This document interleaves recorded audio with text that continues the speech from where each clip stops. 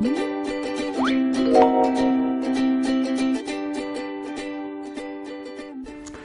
안녕하세요. 아토피 생활 치유가 7강 들어가도록 하겠습니다. 그동안 아토피 원인에 대해서 쭉 살펴보았고요. 지금 이제 아토피에 대한 잘못된 오류들, 이런 것들을 하나하나 점검해 나가고 있습니다. 첫 번째 가장 큰 오류가 체온이었고요. 두 번째가 음식이었습니다. 세 번째, 운동과 보습에 관련돼서 들어가 보도록 하겠습니다. 아토피안들이 운동을 해라고 그러면은 상당히 경악을 합니다. 특히 야외에서 자외선이 있는 곳에 해라고 그러면은 이거는 아토피를 모르고 무식한 사람이 하는 것이다 라고 이야기합니다. 이유는 있습니다. 땀을 흘리다 보면은 더 가렵고요. 야외에서 자외선에 노출되면 더 가렵기 때문에 본인이 더 악화된다라고 생각합니다. 근데 실제 더 큰 문제는 땀 흘리지 않고 실내에서 하는 생활이 아토피를 극복하는데 더 어렵다라는 것입니다. 아토피에 좋은 운동은 사실은 유산소 운동을 많이 권하고 있습니다. 요가에서도 조금 강한 아시탄가 요가를 권하는 이유가 피부의 움직임을 통해서 그 대사를 조금 더 원활하게 해주기 때문에 요가에서도 조금 강한 요가, 아시탄가 요가를 좀 많이 권하는데요. 아시탄가 요가 그러면은 일반인들은 잘 모를 수가 있죠. 이효리가 하고 있는 요가가 대부분 아시탄가 요가입니다. 자, 운동. 아토피안들 정말 운동하기 싫어합니다. 싫어할 수밖에 없는 이유가 움직이면 피부가 찢어지고 또 전체적인 컨디션도 안 좋고 가르기 때문에 운동을 좀 안 하는 편이 있는데요. 초기에는 무조건 바깥에서 걸으라고 합니다. 걷다 보면은 발에 자극이 오고요. 이 발의 자극이 순환에 도움이 됩니다. 아토피는 근본적으로 면역성 질환이라고 하지만은 그 면역성 질환이 됐던 원인은 대사장애로 인해서 왔다고 했었습니다. 이 대사에 가장 도움을 많이 주는 것들은 우선은 먼저 움직여줘야 되고, 걷다 봐보면 또 아토피 체온이 온도는 위로 올라가고 아래는 차가워져 있는 특성이 있는데, 걷다 봐보면 순환이 잘 되면서 수성 하강이 잘 됩니다. 그 다음에 아토피를 극복하기 위한 운동은 뭘 하느냐? 저 같은 경우에는 무조건 뛰으라고 합니다. 1분을 뛰든 2분을 뛰든 숨이 찰 정도로 뛰어주는 게 굉장히 효과적입니다. 왜 효과적이냐면은 아토피 있는 친구들은 대부분 폐 기능이 약합니다. 호흡도 굉장히 얕은 호흡을 합니다. 뛰다 봐보면은 자연스럽게 깊은 호흡을 하게 되어 있고요.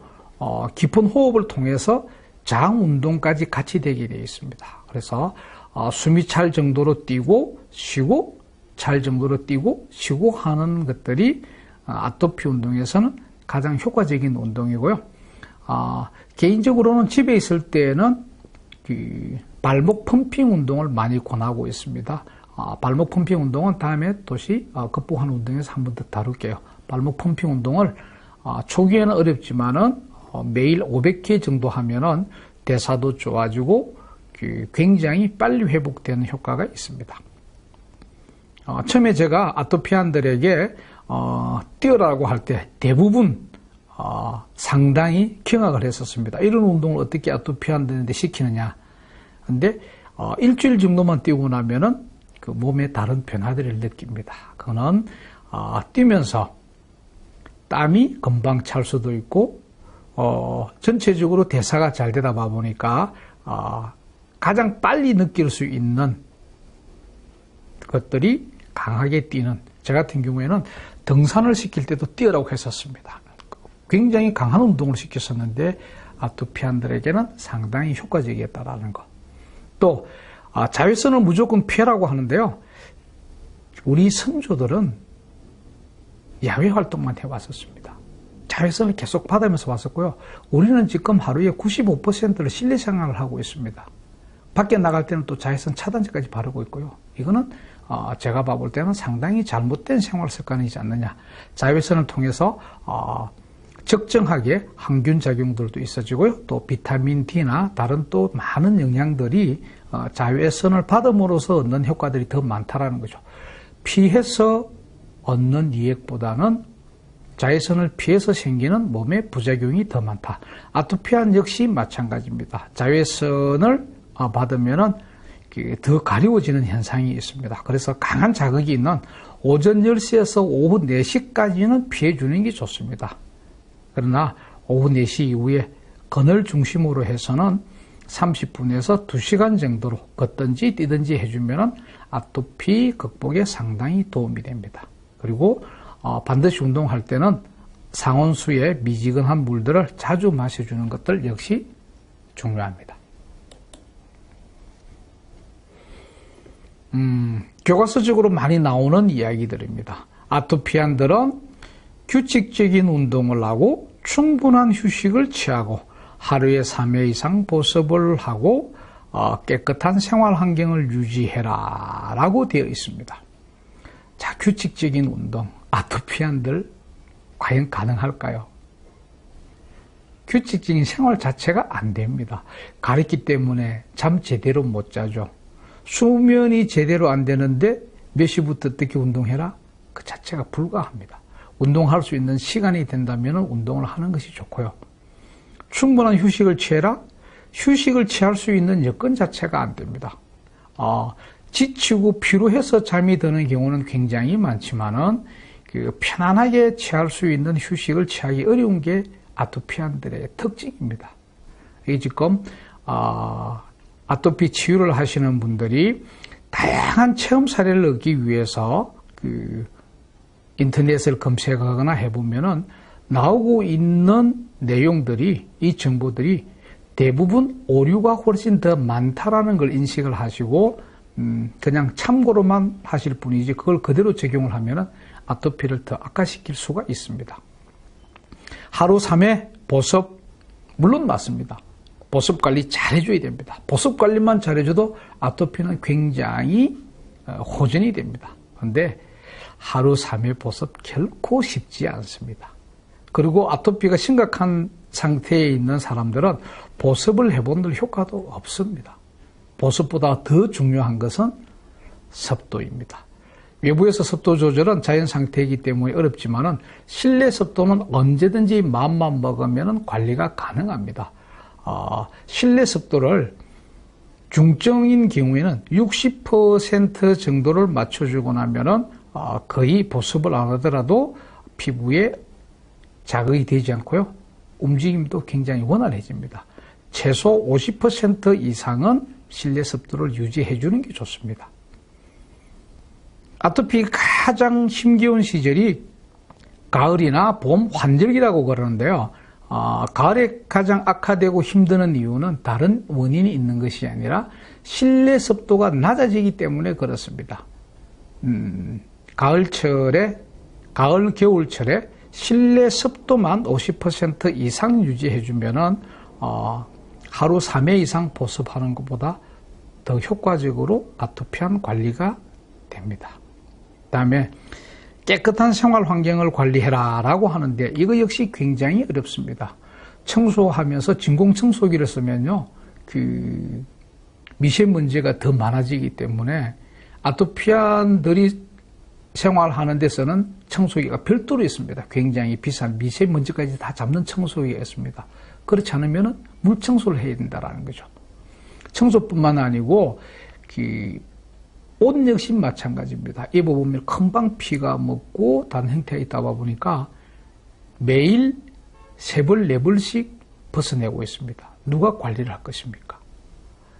냄새 난다고 심지어 어떤 곳에서는 탈취제를 사용을 하는 것도 봤었습니다. 페브리즈나 화학제품을 쓰는데 이건 없는 아토피도 만들 정도로 상당히 위험한 방법인데 실제 관리하는데 간혹은 오류를 범하는 것도 봤습니다. 가장 심플하게 생활 환경을 정리를 해놓고요. 거기서 깨끗하게 물 청소 정도 할 수 있게끔 해주는 것이 더 좋습니다. 책에서 이야기하는 정도의 생활 환경을 관리를 하면은 정말 하루 종일 누군가가 뒤에서 붙어서 청소만 해도 부족할 정도로 세세하게 정리가 되어 있을 겁니다. 다음 아토피 있는 친구들에 대한 배변 습관과 장에 관련돼서 설문조사했던 내용들입니다. 장 운동 때문에 조사를 해봤었는데요. 매일 1회 이상 변을 본다가 17% 정도 나왔습니다. 과민성이고 설사가 많다는 형태고요. 우리 일반인들처럼 매일 1회 정도 한다 48% 정도 나왔습니다.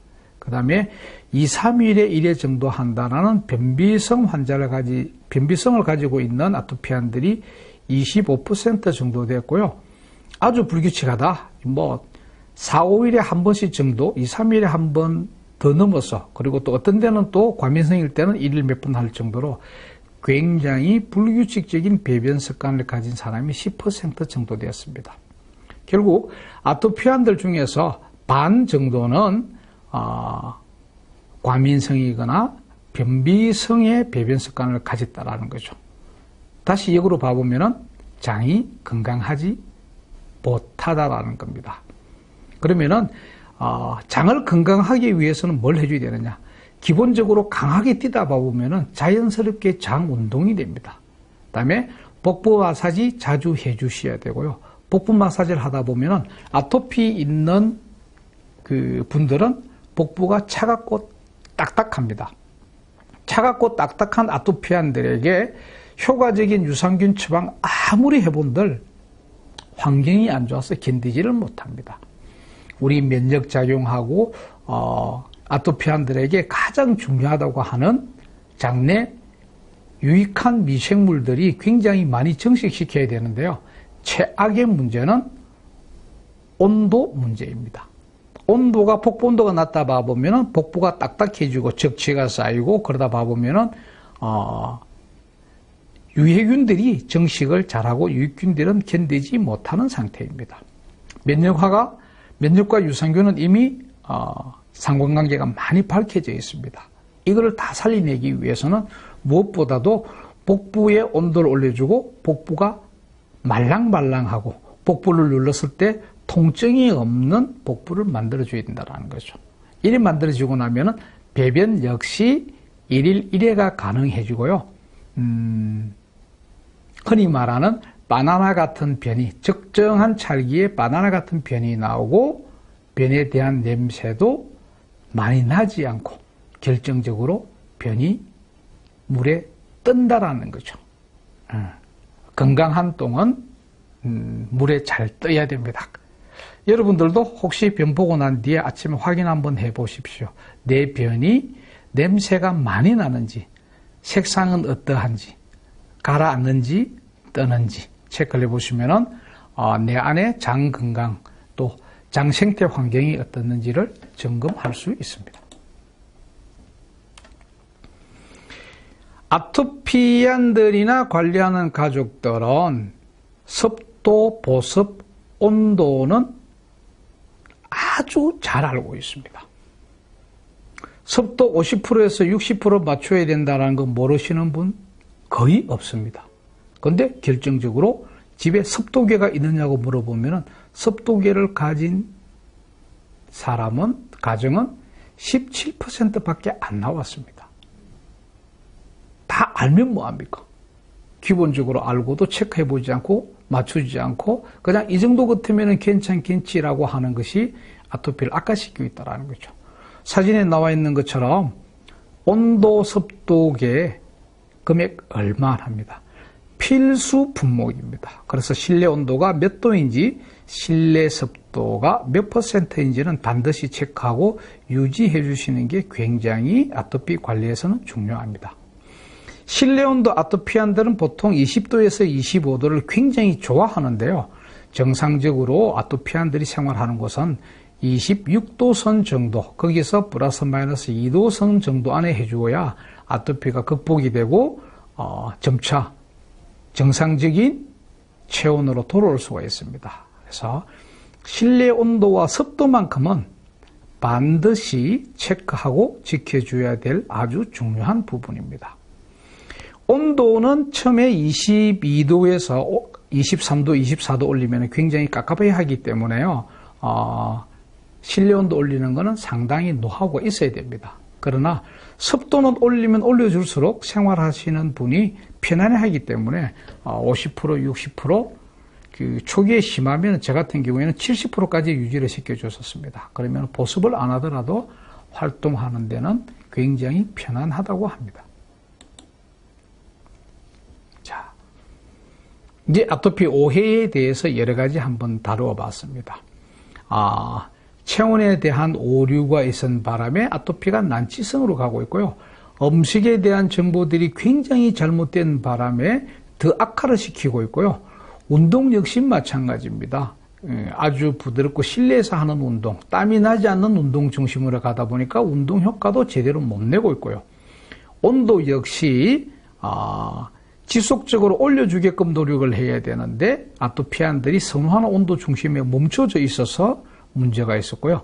습도 50%, 60% 알면서 습도계 없이 방치를 하다 보니까 건조할 때는 실내 습도가 20% 이하가 되는 경우도 종종 있었습니다. 그럴 땐 아토피가 더 극심해진다는 거죠. 그 다음에 어떤 식품이 알레르기를 일으키는지 싶어서 식품 알레르기 검사를 하는데요. 이거 맞는 경우는 거의 없습니다. 왜냐하면 원재료가 어떻게 생산되느냐에 따라 달라지고 어떻게 요리하느냐에 따라 달라지기 때문에요. 식품 알레르기 검사는 해야 되죠. 다만 참고용으로 활용하시고 실제는 제대로 적용이 되지 않는다. 그래 보시면 됩니다.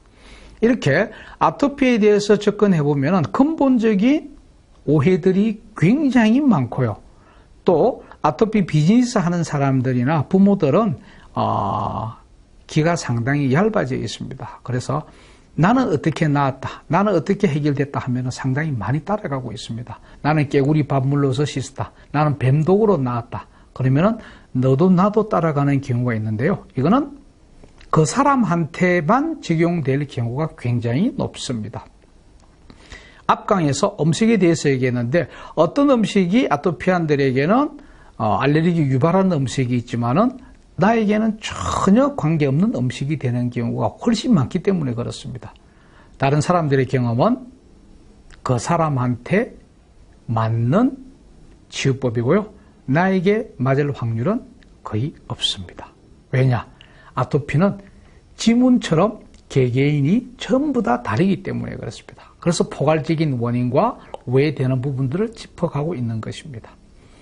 아토피 상식 가장 기본적인 것부터 지켜나가면은 웬만한 아토피들은 극복이 다 된다라는 거. 제가 개인적으로 지도해 줄 때는 이런 상식에서부터 실천해 나갈 때는 실패 사례가 별로 없다라는 것입니다. 자, 아토피 이별 세 번째 열쇠입니다. 야외 운동으로 땀낼 수 있으면 가장 좋다. 이것이 순환에 도움이 되고 대사관계를 좋게 해주기 때문에 그렇습니다. 땀만 나오기 시작하면 몸속에 있는 유해 물질들도 바깥에 배출되기 때문에 더 좋습니다. 근데 야외 운동으로 땀까지 내는 과정이 사실은 가장 어려운 과정입니다. 그 다음에 장 운동 잘 해서 안에 있는 유익균들이 증가가 많이 될 수 있게끔 장 관리를 잘 해주셔야 됩니다. 가장 기본적인 온도와 실내 습도 조절을 잘 해주면 됩니다. 아주 간단한 이 세 가지부터 지켜주신다면 아토피와는 쉽게 이별이 될 것 같습니다. 네, 7강 여기서 마치도록 하겠습니다. 수고하셨습니다.